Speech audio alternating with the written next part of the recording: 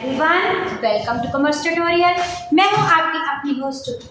आज हम कंटिन्यू करने जा रहे हैं 10th की स्विक्स का चैप्टर पावर, जिसमें हमने देखा था पावर शेयरिंग क्या होती है। इसमें एक बेल्जियम और एक श्रीलंका का केस था और श्रीलंका का देखा था कि वहां पे कैसे कैसे एक्चुअल कंपटीशन होती है और कैसे कैसे उसकी मेजोरिटी का उन्होंने कैसे स्टेप लिया और कैसे उस पर अफेक्ट पड़ा। अगर आपने ये टेक इनटू अकाउंट नहीं किया तो जाके आप प्लेलिस्ट में जाके चेक कर सकते हैं।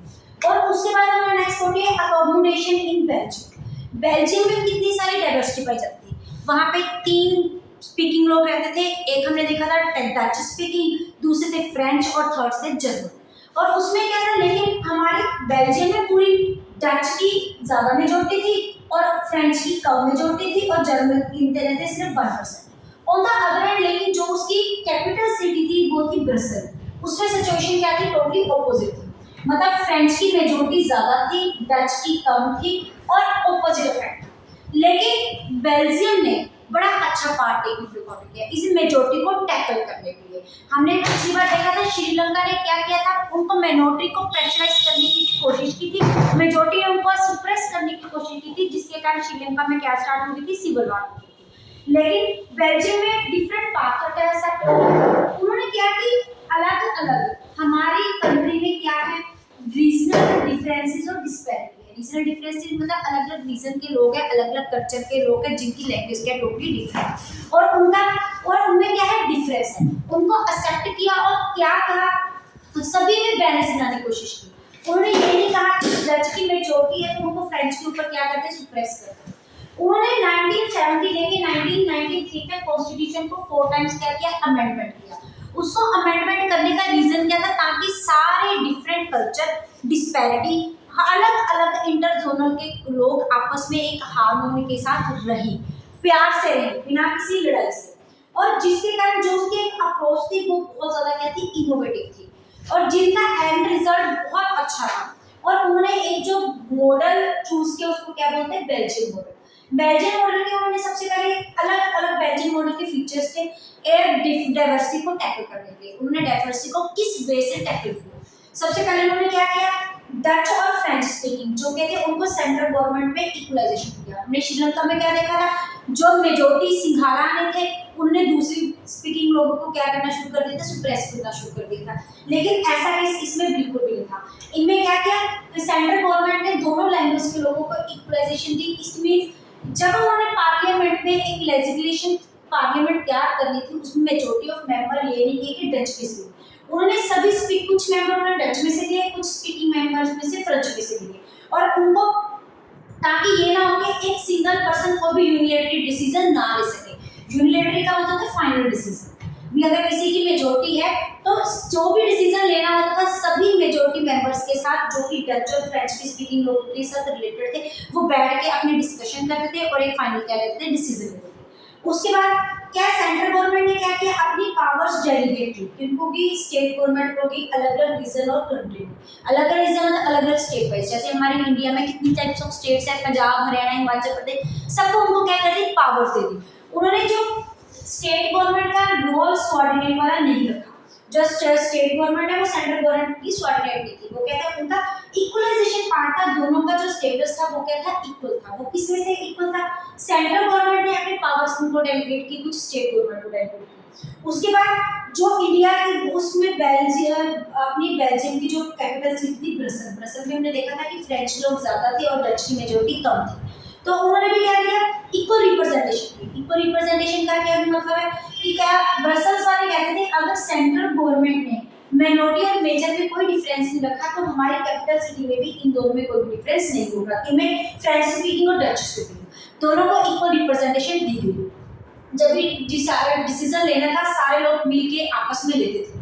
उसके बाद एक और टाइप की गवर्नमेंट इस्टेब्लिश की गई, जिसको कौन सी गवर्नमेंट बोलते हैं, कम्युनिटी गवर्नमेंट। कम्युनिटी गवर्नमेंट मतलब one language government. One language मतलब जहाँ भी, जैसे ये कि पूरा का पूरा हमारे पास क्या है, ये बेल्जियम है। बेल्जियम के कुछ लोग यहाँ डच के रहते हैं, कुछ लोग यहाँ डच के रहते हैं, यहाँ फ्रेंच के रहते हैं, यहाँ पे फ्रेंच पे, यहाँ जर्मन के, यहाँ पे डच के, यहाँ पे फ्रेंच के। अलग अलग एरिया में लोग क्या हुए थे, डाइवर्स हुए थे।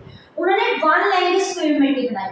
वन लैंग्वेज कम्युनिटी मतलब एक लैंग्वेज कम्युनिटी की डच के लोगों ने कुछ उसमें जो मेंबर सेलेक्ट किए, सिर्फ कौन से मेंबर सेलेक्ट किए, जो कि डच की लैंग्वेज को क्या करते थे, अपना स्पीक अप करते थे from the different parts of the Belgium.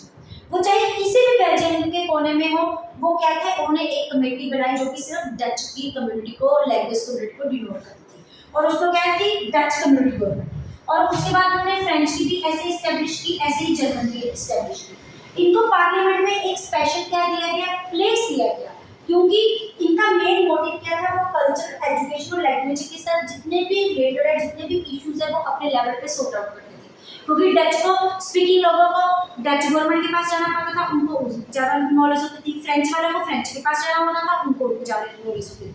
और पार्लियामेंट ने इस रूल को अपने लैंग्वेज के साथ रिलेटेड, एजुकेशन के साथ रिलेटेड और कल्चर के साथ रिलेटेड इश्यूज इनको ही डायरेक्ट डेलीगेट कर दिए, जिसके कारण इन सब फीचर्स के कारण जो बेल्जियम में एक बहुत अच्छी इनोवेटिव स्कीम स्टार्ट हुई। और उसका एज रिजल्ट ये क्यों किया गया, ताकि सिविल वार को क्या किया जाए, उनको इग्नोर किया जाए। जैसे कि श्रीलंका में सिविल वार स्टार्ट हुई, और सिविल वार स्टार्ट होने का बहुत नेगेटिव इफेक्ट पड़ा था उनके कल्चर में, उनकी इकोनॉमी में, इनको रिड्यूस करने के लिए। उसके बाद जब यूरोप में से सारे लोग आपस में इंटरेक्ट हुए, तो उन्होंने ब्रसेल को अपना क्या बना लिया, हेडक्वार्टर बना लिया। और ये अगर हम डिफरेंस, अगर पहले इनका स्क्रीनशॉट लेना चाहते हैं तो ले सकते हैं। अगर हम ब्रसेल और श्रीलंका का आपस में कंपैरिजन करके देखें, तो कंपैरिजन हमें क्या पता लगता है, श्रीलंका ने क्या कोशिश की थी, उन्होंने मेजोरिटी, सिंघाला ने क्या करनी शुरू की थी, उन्होंने सप्रेस करना शुरू कर दिया था दूसरी लैंग्वेज वाले को, और जिसके कारण क्या हुआ था, दोनों में एक सिविल वार स्टार्ट हुई थी। लेकिन बेल्जियम ने इस प्रॉब्लम को, कल्चरल रीजनल डिस्पैरिटी को बड़े अच्छे ढंग से क्या किया था, टैकल किया था। टैकल करने के बाद उन्होंने क्या किया, सिविल वार को इग्नोर किया, और उसको किसमें विश्वास किया, इसके बाद ही जब हमारा कंसेप्ट स्टार्ट होता है पावर शेयरिंग का।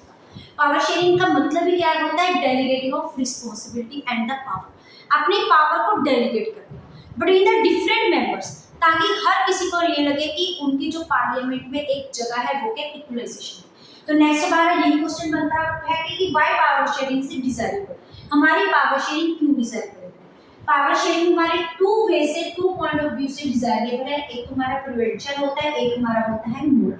सबसे पहले प्रूडेंशियल होता है, ये वो कंसेप्ट होता है जिसके कारण हम क्या करते हैं, we try to reduce the conflict. Conflict का मतलब होता है भेदभाव, उनको दूर करना बिटवीन द सोशल ग्रुप। जितने भी हमारे कंट्री में, हमारे कल्चर में सोशल ग्रुप एग्जिस्ट कर रहे हैं, उनमें होने वाले कंफ्लिक्ट को क्या किया जाए, इग्नोर किया जाए। क्योंकि सोशल ग्रुप में अगर कंफ्लिक्ट होंगे तो उसका एज रिजल्ट क्या होगा, एक तो बहुत ज्यादा वायलेंस क्रिएट होगी, उसके कारण हमारी इकोनॉमी पॉलिटिकल इंस्टेबिलिटी होगी। जब हमारी इकोनॉमी में पॉलिटिकल इंस्टेबिलिटी आएगी, जिसका डायरेक्ट इफेक्ट हमारा किसमें पड़ेगा, हमारी इकोनॉमी में पड़ेगा।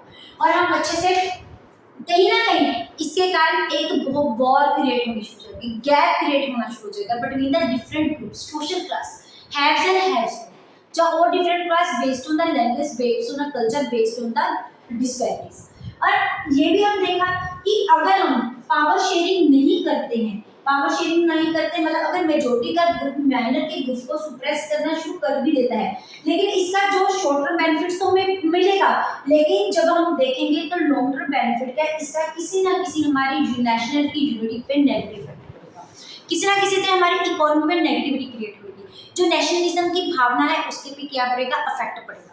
और इसके ये प्रूडेंशियलिटी की क्यों जाती है, ताकि हमारी इकोनॉमी में, हमारे कल्चर में अच्छे क्या आ सके, आउटकम्स।